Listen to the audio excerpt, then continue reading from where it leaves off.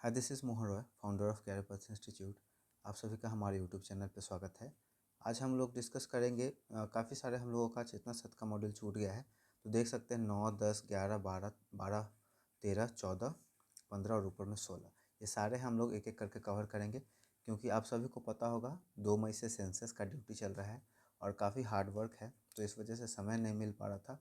लेकिन मैं पोस्ट में डेली डाल दे रहा हूँ मॉर्निंग में ही।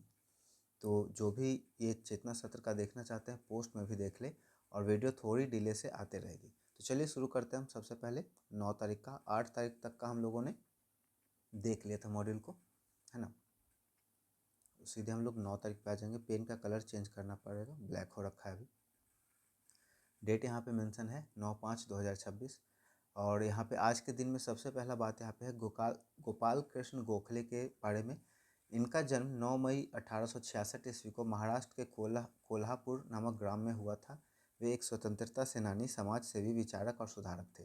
गांधी जी गोखले को अपना राजनीतिक गुरु मानते थे। ये बहुत ही इंपॉर्टेंट लाइन है, पूछा भी जाता है कि गांधी जी के राजनीतिक गुरु कौन थे, तो गोपाल कृष्ण गोखले। गोखले नरम विचारों के माने जाते थे। उनका क्रांति में नहीं, सुधारों में विश्वास था।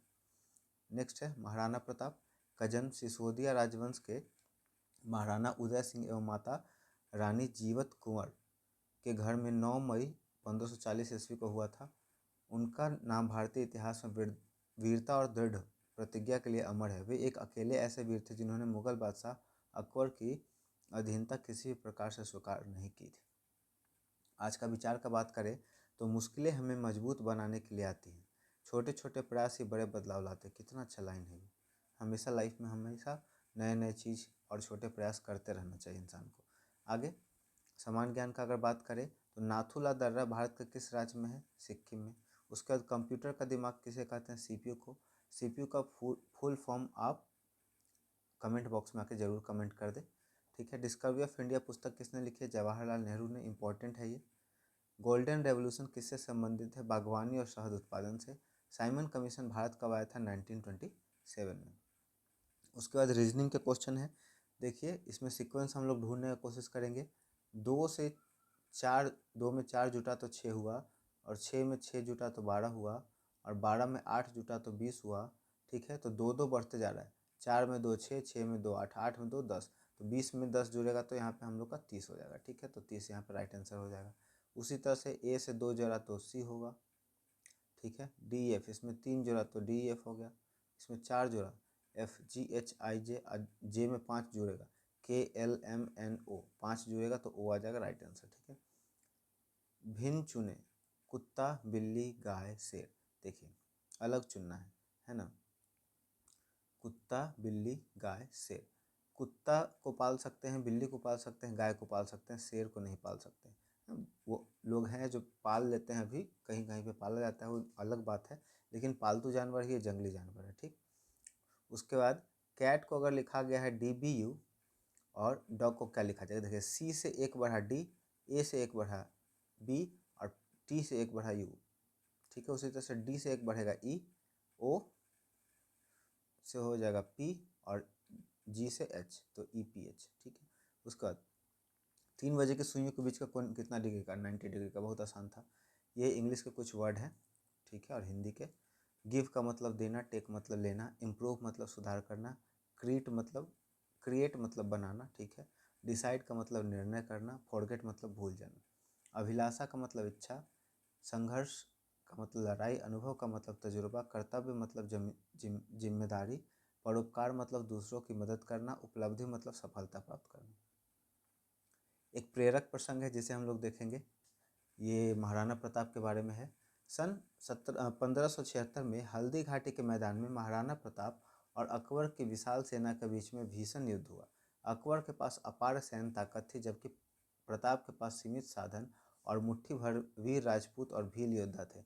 युद्ध के दौरान प्रताप अपने प्रिय घोड़े चेतक, याद रखिएगा, रानी झांसी की रानी लक्ष्मीबाई का भी घोड़ा का एक नाम था, और इनका भी घोड़ा का नाम है चेतक, पर सवार होकर, उनका बादल था और यहाँ चेतक हो गया, सवार होकर दुश्मनों की सेना को चीरते हुए आगे बढ़ रहे थे। एक समय ऐसा आया जब प्रताप दुश्मन से घिर गया और चेतक बुरी तरह घायल हो गया। उस घायल अवस्था में भी चेतक ने अपनी पूरी शक्ति लगा दी और 26 फीट चौड़े नाले को एक छलांग में पार कर अपने स्वामी की जान बचाई। नाला पार करते ही चेतक ने अपने प्राण त्याग दिए। प्रताप अपनी बहादुरी के लिए तो जाने ही जाते थे, लेकिन एक जानवर के प्रति उनका प्रेम और उस पशु की वफादारी भी इस इतिहास में अमर हो गई। युद्ध के बाद प्रताप ने अरावली की पहाड़ी में शरण ली।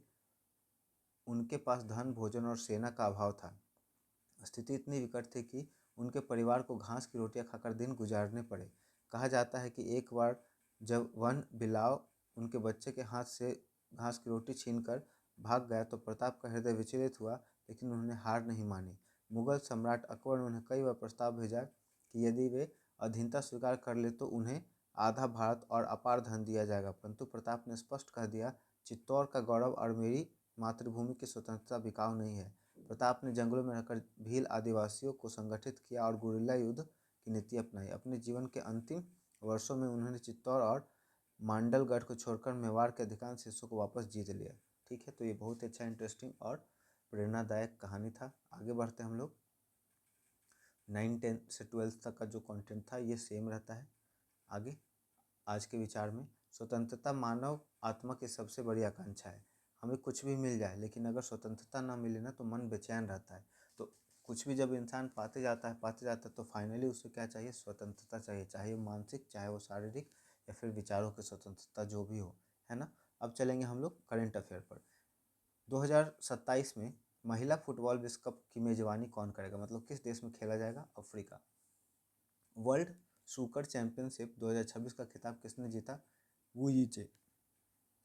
भारत ने किस उपग्रह से हाल ही में सूर्य के सबसे क्लोज अब तस्वीरें भेजी? आदित्य L1। विश्व अस्थमा दिवस 2026 किस तारीख को मनाया गया? 5 मई को। उसके बाद यहाँ पे और है, इटली की गंगा किस नदी को कहा जाता है? पो नदी। पिग्मी जनजाति किस नदी बेसिन में पाई जाती है? Congo basin. विश्व की सबसे बड़ी खड़े पानी की झील कौन सी? कैस्पियन सागर। ये रिपीटेड है। बुशमैन जनजाति कहाँ पाई जाती है? कालाहारी मरुस्थल में। ठीक है, यहाँ पे कुछ कहावतें हैं। एक अनार 100 बीमार, वस्तु कम चाहने वाले अधिक, कंगाली में आटा गिला, मुसीबत में और मुसीबत आना, घर की बेहदी लंका ढाए, आपसी फूट से सर्वनाश होता है, जिसकी लाठी उसकी भैंस, शक्तिशाली की विजय होती है, दूर के ढोल सुहावन लागे, दूर से चीज़ें अच्छी लगती हैं। उसके बाद माइट इज़ राइट इंग्लिश के कुछ प्रोवर्ब्स हैं, जिसकी लाठी उसकी भैंस, prevention is better than cures, दुर्घटना से देर भली है, इलाज से परहेज बेहतर है। A drowning man catches at the straw, डूबने को तिनके का सहारा, action speaks louder than words, कथनी से करनी भली है। उसका बिहार विशेष कुछ है। मखाना उत्पादन में बिहार का विश्व में कौन सा स्थान है? पहला। भारत में कौन सा स्थान है? वाल्मीकि राष्ट्रीय उद्यान कहाँ पे है? पश्चिम चंपारण में। यहाँ पे टाइगर को रिजर्व किया जाता है। बिहार के प्रथम राज्यपाल कौन थे? जयराम दास दौलत राम। बिहार विधानसभा के प्रथम अध्यक्ष कौन थे? राम दयालु सिंह। ठीक है, यहाँ पे रीजनिंग के क्वेश्चन है। यदि कल से पहले का दिन शनिवार था, कल से पहले मतलब परसों का, ठीक है, तो कल के बाद का दिन क्या होगा? कल से पहले का दिन शनिवार था तो कल रविवार था, आज मंडे हो गया। ठीक है, मंडे। उसका बाद होगा ट्यूसडे, उसका बाद होगा वेंसडे। ठीक है, तो हम लोग का बुधवार हो जाएगा, वेंसडे। एक फोटो को इशारा करते हुए सुरेश ने कहा, यह मेरे दादा के इकलौती बेटे की बेटी है। दादा का इकलौता बेटा मतलब उसके पापा हो गया, उसकी बेटी मतलब भाई बहन का रिश्ता हो गया। ठीक है, सुबह के समय यदि मेरी परछाई मेरे दाई ओर पड़ रही तो मेरा मुख किस दिशा में है? देखिए, आप सूरज की तरफ है, सूरज हमेशा ईस्ट से निकलता है और परछाई दाई की तरफ बन रहा है। ठीक है, तो सूरज किधर है? बाएं हाथ की तरफ है, तो उसका दिशा हो जाएगा दक्षिण। ठीक है, इसे यहाँ पे ऐसे समझते हैं, नॉर्थ हो गया, साउथ हो गया, ईस्ट हो गया, वेस्ट हो गया। ठीक, अब कह रहा है कि आदमी इधर की तरफ खड़ा है, ईस्ट से सन निकला ऐसे, और परछाई उसका किधर बन रहा है? दाईं तरफ। ये हो गया इसका, आदमी यहाँ पे ऐसे खड़ा है, परछाई किधर की तरफ बन रहा है? दाईं ओर पड़ रहा है। तो आदमी को अगर यहाँ खड़ा कर दें तो इसका परछाई यहाँ से किधर पड़ेगा? दाईं की तरफ, साउथ की तरफ, दाईं की तरफ पड़ेगा। सुबह के समय में यदि मेरी परछाई दाईं ओर पड़ रही है तो मेरा मुख किस दिशा में है? दाईं ओर। ठीक है, इसको थोड़ा सा देख लीजिएगा बना करके। तो ये छोटा सा इन्फॉर्मेटिव वीडियो था। वीडियो पसंद आया हो तो वीडियो को लाइक कर दें, दोस्तों और परिवार के सदस्यों में, और जितने भी ज़रूरतमंद लोग हैं उनको ये वीडियो ज़रूर शेयर कर दें। अगर आप हमारे चैनल को सपोर्ट करना चाहते हैं तो चैनल को सब्सक्राइब कर दें। Thank you so much.